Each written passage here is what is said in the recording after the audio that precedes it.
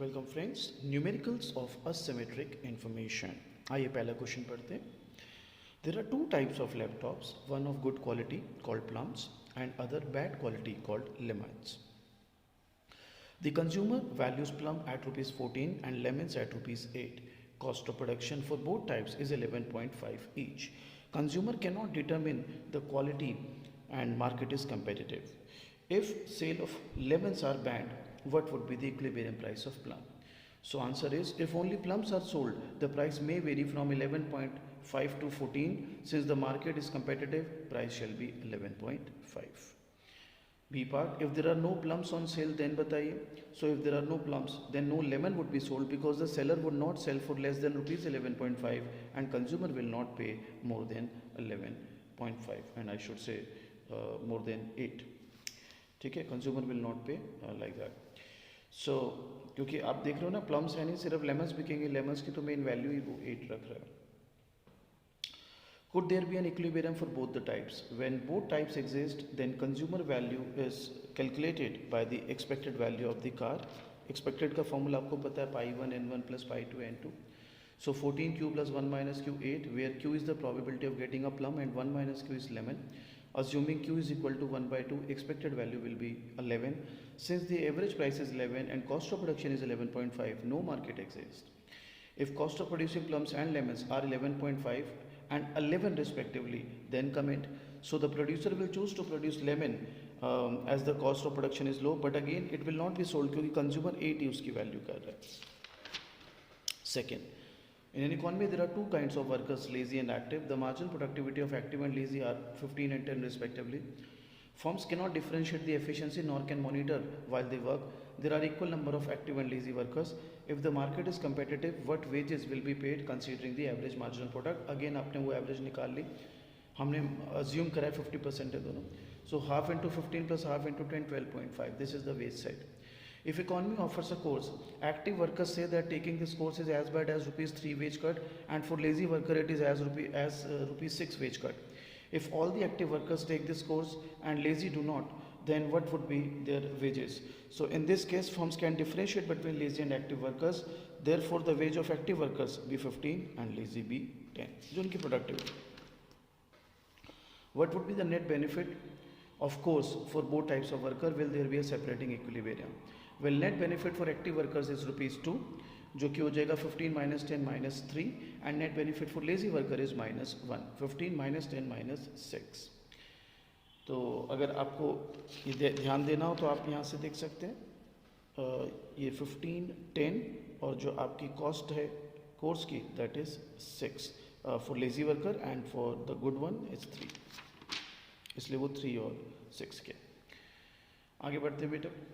If there comes an idea of another course, active workers think that taking this course is as bad as rupees 1 wage cut and for lazy worker it is rupees 4. Will there be a separating equilibrium? What would be their net benefit? If all active workers take another course, then the firm can find the difference between them.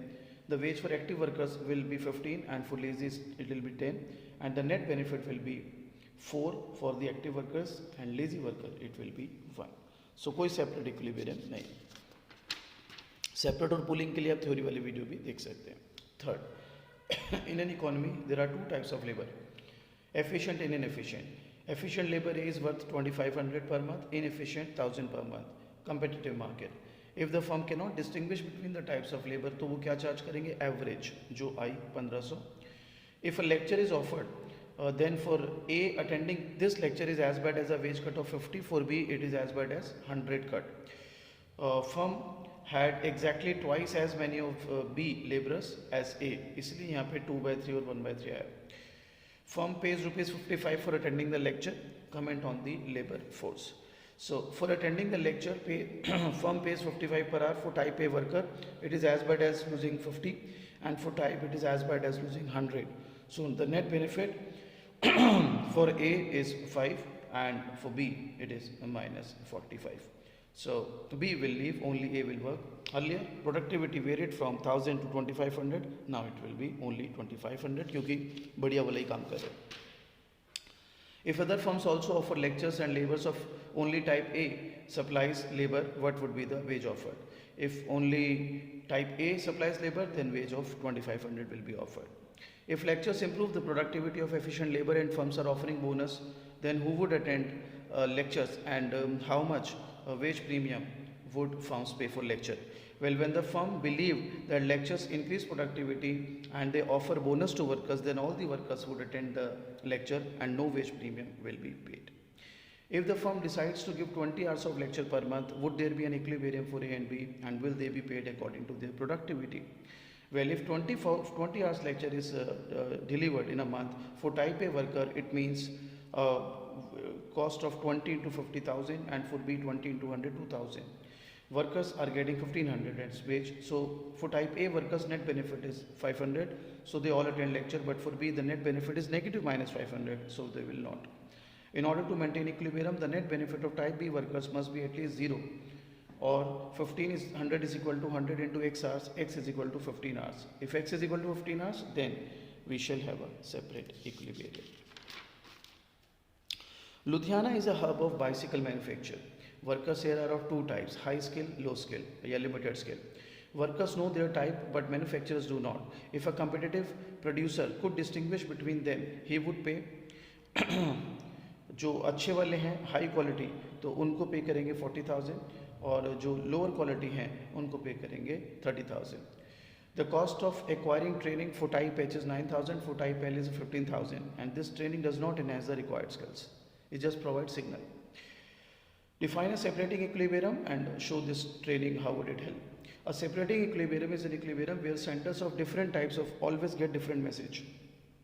Suppose H chooses training and L does not.